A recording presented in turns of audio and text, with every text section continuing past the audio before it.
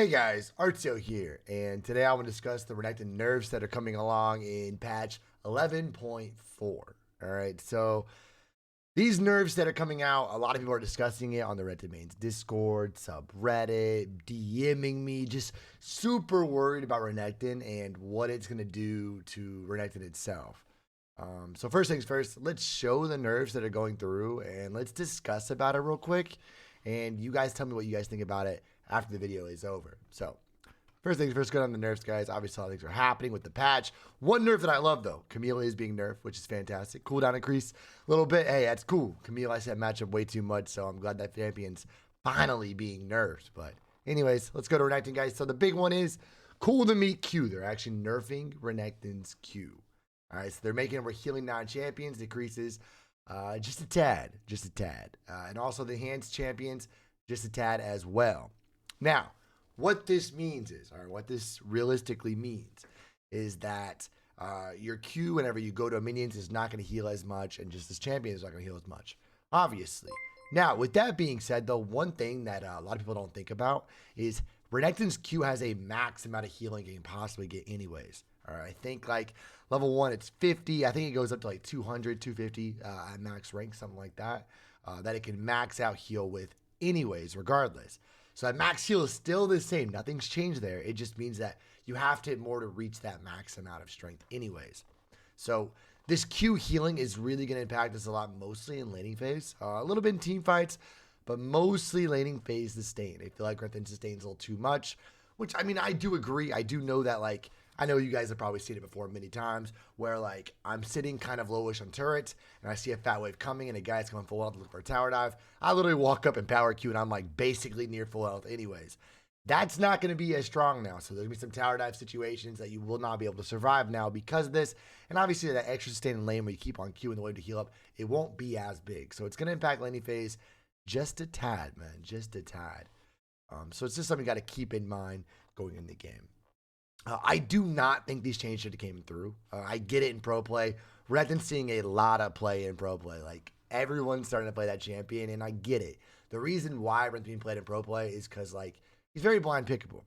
You put it this way, no matter what matchup you're versus, even hard counters, soft counters, whatever, you can at least lane versus them. You can. You realistically can because of your Q, sustain, and all that. So they're trying to nerf that. So, like, he can't just be blind pick constantly and challenger, just like really in pro play in general. It does affect me a little bit in solo queue, so just things keep in mind, but I don't think the nerf was needed because, I mean, look at these stats, guys. I'm going to find a stat for you guys real quick and show you guys why I don't think the nerf need to happen. Because every the champion nerfed has literally an above 50% win rate with high pick, high ban. Renekton's not there, man. He's just not. 49.23, 812. It's not bad stats, but I mean, 33 out of 53, guys. I mean, he's a solid top laner, but he's definitely nothing that's overpowered by any means. I mean, right here it says B tier. I'd put him near A tier, but he's not an S tier champion. So the nerf wasn't really needed, but I don't think the nerf is going to just gut us, kill us. They could have done way worse. I know in the PBE they were actually discussing nerfing his nerfing his champion healing. So if you hit a champion, it'd heal up much less than. That's actually a really big nerf. This one, though, is mostly just laning phase. It really is just a laning phase nerf. So it makes laning phase a little bit worse, but realistically, it's not going to impact us too much. So that's that on the nerf. There are doing some other things too as well. It's kind of interesting in this patch that I want to just discuss real quick. So they're nerfing our healing a little bit. They're actually buffing a lot of healing reduction items. They're buffing Kimbuk Chainsword. They're making the health a little bit higher. They're buffing Morellocon. They're nerfing the Mortar Reminder. So pretty much every healing reduction item is getting buffed. So they're really, I think Riot Games is kind of sick of healing. So that is something we got to keep in mind as a Renekton who likes to stand up in fights with either Gore Drinker or my new build that I'll discuss in a second. But they're just trying to make sure healing is just not as big. Their big focus early on in this season was Burst. They thought Burst was too heavy. They've nerfed that down a lot. Now they're nerfing, sustained champions, healing champions like Renekton. So kind of sucks, but that is what the patch includes. There is one thing I want to discuss, though, is new build that I'm running in solo queue that I'm having a lot of success with. All right, guys. So I haven't made a YouTube video on it yet, but I will be making a YouTube video on it very, very soon. I'd probably say in the next 2 days, I'll have a game out there showing off this build. But I've been running a lot on Facebook stream, which, again, guys, you can find in the description below. my Facebook stream. You can watch that then, but I should be on Twitch, YouTube, all that again very soon. I would say probably tomorrow, more than likely. But anyways, let's get into it, guys. This is the new build, the Sunfire, Sterix, Titanic, Thormel, Spirit Visage. I know you've been hearing about it. Film the Recommends Discord, subreddit. They're talking like RTO's new build that he's running. And why is it so good? Why am I having so much success with this build? And I'm telling you guys, I probably have like a 65% win rate in my last 30 games on this build. I'm probably renting out 30 games, so it's still a relatively new build for me, but I do like it a lot. So I'm going to get into it real quick. So you have the Sunfire, which gives you armor and magic resist. Well, you know, before we get in the build, actually. I mean, you see all this. I need to go over the runes and why this build makes sense to these runes. Runes are going to throw you off, guys. Grass of the Undying. All right, guys, so every time you're in combat every 4 seconds, you can proc this. Grass, in my opinion, has always been one of the best landing phase runes of all time. I mean, literally, every 4 seconds, you can go up and auto-attack them, and you literally deal 4% of their max health damage, and you heal up 2% of your health, and you gain 5 permanent health. So just a lot of different things happening with this grass. All right, guys, run Demolish, get those plates really fast. Second Wind, which is just overpowered, man. I've loved Second Wind for a long time. It is like the best landing phase rune there is, because you heal up so much. Every time you take damage, you heal up 4% of your missing health plus 6, which if you look at those stats, guys, after landing phases, especially versus poke champions, you're talking by like 10 minutes, you've healed over 1,000 health. Like, it's crazy how much healing you get. Then Overgrowth. All right, Overgrowth, permanent health. And there's a reason why you want to go Overgrowth in grass, which I'll explain with the items. Now, onto the Dom tree, I go Ghost Borer, where I put a ward in the lane very, very fast. So that bonus attack damage, which again, you'll see in the video when I show you my gameplay on YouTube. But anyways, guys, the Ghost Borer with Ravenous Hunter. All right, guys. Ravenous Hunter, Omnivamp. If you don't know what Omnivamp does, it heals off any damage that you deal. So if you're literally, if you walk up there, do magic damage to it with your ulti or your Sunfire damage or whatever else, guys, the Omnivamp is healing you. It's kind of like having full proc Conquer, but always up. It's always going. It's very easy to stack when you get a couple kills, especially with a champion, you know, like Renekton. I run attack speed, adaptive force, and most time armor, unless they're very heavy AP, then I'll switch over to the magic resist. All right, guys, on the build and why these runes make sense. All right, guys, so Sunfire, 350 health, 30 armor, 30 magic, and 15 ability haste. Obviously, that burn effect. Okay, guys, the burn effect. Again, you have that Omnivamp. It is just naturally healing you over time. It also scales off health. Okay, guys, so when you take or deal damage, you deal 20-40 based on health, and then plus 1% of your bonus health. Grass and Dying gives you 5 health per stack, which you should stack a lot versus melee. Versus range, you should still stack a decent amount. But regardless, this stacks up very, very quickly, especially with all these health items that I have, because that burn will really, really get going. And to get the 5 stacks of it, it's very easy.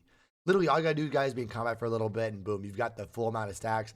And that means every auto attack, which that attack speed rune comes into play, you actually proc this constantly and constantly, where it keeps doing that burn effect over and over. And it will just shred targets down, while also making you beefier too, because the armor and magic resists. Now, people have been asking me, RTO, why don't you go Turbo Kim Tank or the, I don't know, which one, the ice one, Frost Gauntlet or something like that. The reason why you're going this is for the Mythic passive, the 5% tenacity and slow resist. Again, I like to run boots like either Ionian boots this build, or I like to go Swiftness with this build.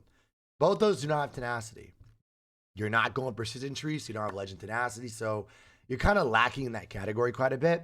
So I make sure that I get that tenacity by running the Sunfire, which again, it burns. I'm telling you, you go onto a Baron, you're killing Baron way faster than you ever thought you could because of the Sunfire. So objectives are much easier to take because of this item. After that, boys, I like to go Sterix Gauge. And there are times where I go Sterix Gauge first item, but you know, it just really depends if I'm getting a Dom stack early or whatnot. But this item itself really scales well with the build. So run down this item, guys. It gets 50 attack damage. I know it says 40, but it's a bug. 400 health, and it actually gives you a fat shield based on how much health that you have. It also heals you based on how much health you have. Again, all that health stacking from the Overgrowth, the grass, all these items, it scales with it really, really well. And then obviously it gives you a ton of damage to work with too, with 50 attack damage and 400 more health. After that, boys, I feel like I have enough health to where I can really maximize the Titanic Hydra. So again, how does Titanic Hydra work? 30 attack damage, 500 health, and now you gain bonus attack damage equal to 1% of your max health.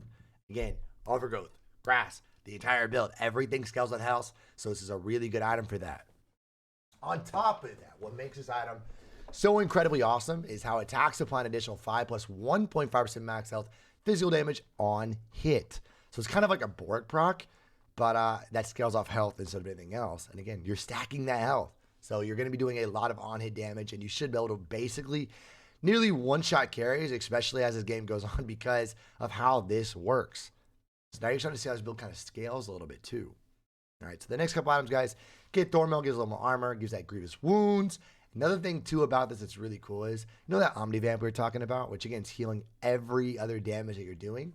Thornmail is literally, if they hit you, yeah, you're taking some damage, but you're healing some of it back because they are taking damage too. And if they're taking damage from you, that's Omnivamp. That's healing. So you're healing from them even hitting you over time anyways.